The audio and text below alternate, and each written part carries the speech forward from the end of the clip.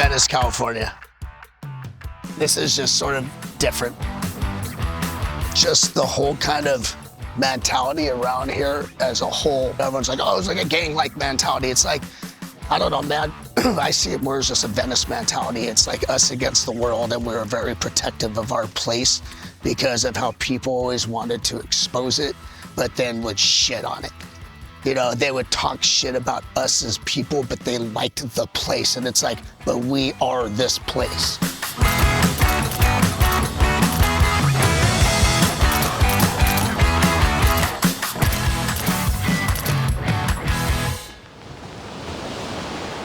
I'm Josh Klassman, and my nickname is Bagel.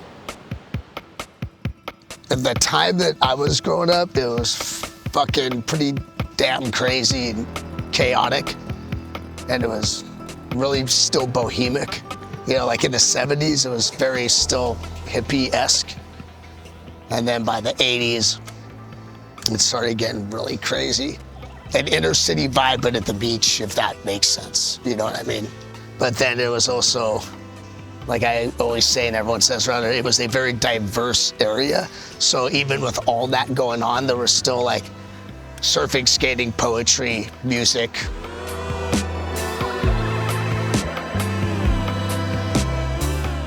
But it was wild, man. It was nuts. It was sketchy as hell. I could go into it very heavily with the politics at the time and all that kind of stuff. It all went with it.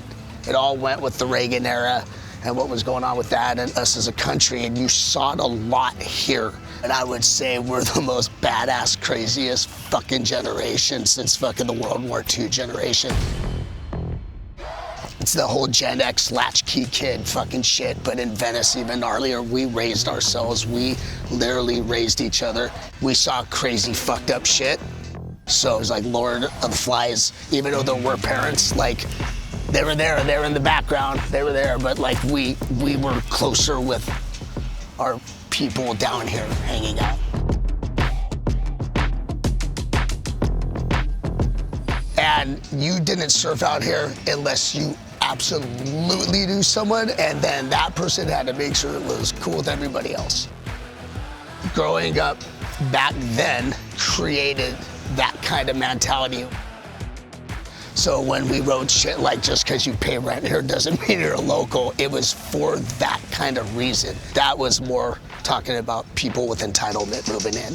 Anyone that moved here and hung out for like, let's say a couple years, and they're like, I'm from Venice, and I fucking blah, blah, blah, and I met so-and-so, blah, blah, blah, and you're like, no, dude, that's not how it works, and shut the fuck up.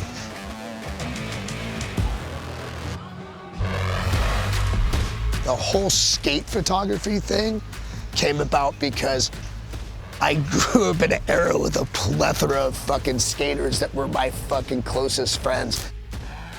I took photos of everyone skating because it was just like sort of a no-brainer, and it was like fun to do.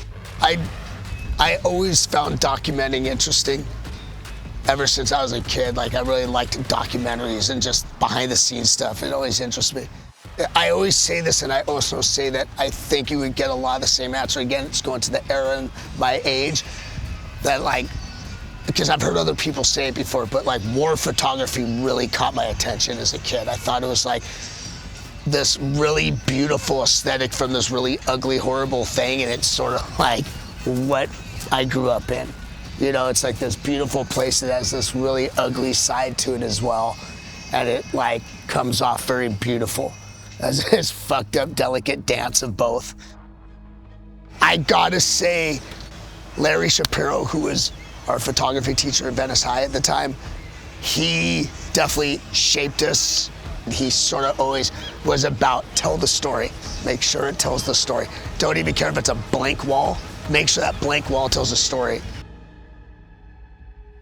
Like there's Joey Tran, and we call it the unicorn. That picture means a lot to me because it got in a ton of the story. And it was where the pole was bent.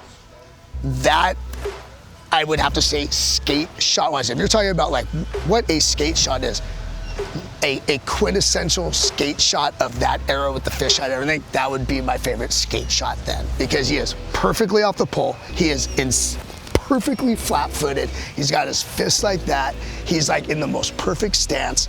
You could tell he's flying. There's people in the background watching him. You got the boardwalk, you got windward, you got the pole bent. It's insane how he has the poles like that and he's perfectly like that. It's like almost the most perfect timing of a skate shot. So that would be my favorite skate shot that I've taken. My photos don't come off like traditional skate shots. It's rare that you saw me go really close. I usually pulled back and like the person who's the main subject isn't always what the main subject is in there. Really was always into the background. I was like so into the background of photos. And so I wanted the wide angle just to like have I just needed that little bit more just for like, I wanted more aesthetic. And then there was times I borrowed my friend Luke Hudson, may he rest in peace. He was a great photographer, his fisheye. And then I would go in close. But even then, sometimes I pulled back even with the fisheye, which was bizarre. And I just was always in tune of taking photos and getting everything in because of historical value. But I could tell you that at the time, yes, my brain would go, I wonder if this will stay here forever. I'm sure it will because I'm a kid and naive going like, this won't ever go away. But thinking, what if? And like, get it in there. Like all my shots of Jay, they mean something to me more on a personal level. All the shots that friends of mine and I have taken around here of Jay, I see them all sort of in that way. Like, they're definitely not your run-of-the-mill, oh, Jay Adams skating like in the Valley or fucking, San Diego somewhere. It's like here, it's just different, especially when it was us taking photos of them. Yeah, willing to die for what I'm living for. And if you didn't get it, go and live some more. And fucking, he was like this crazy dude that was this super humble, really nice fucking human being that was extremely generous, dude. And people don't really know that side. They just want to know the crazy side. It's like, yeah, that's not fair to do. So I try to make sure people see that side. I'm a legend. It's like looking at them as a good memory after he passed and all that. And I don't know, that's what I equate it to. Like, I'll look at those and I'm just like, I gotta say, this is a trip, how life works, and it's really fucked up in a way. And I'll be like really dead serious right now, and I've told people this before, and it's like pretty gnarly. My photos were somewhat getting known, but they weren't anywhere like known. Where like no one was knocking on the door for shit. Just because of like, every once in a while I take a picture of the picture and I put it up, and I put on like fucking Facebook. I wasn't even on Instagram yet, right? People are like, oh, those are cool. What do you do with those? I'm like, nothing, whatever. They just sit in a trunk. I didn't think anything of them at all. And Jay passed, right?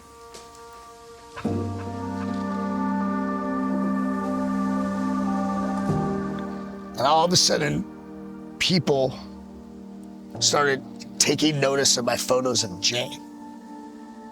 And that tripped me out, that it was that sort of caught the attention of people connecting my photos with him, but not only that, just like noticing my photos. And I was like, what a fucked up, tragic thing, but life normally is, where like a friend of mine passed, but it got my photos of him noticed.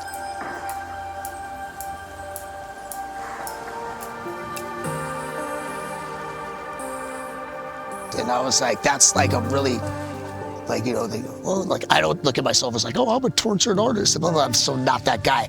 But that one, I gotta say, I do look at it like, wow, that's a fucked up mind fuck to think about, and I think about it heavily.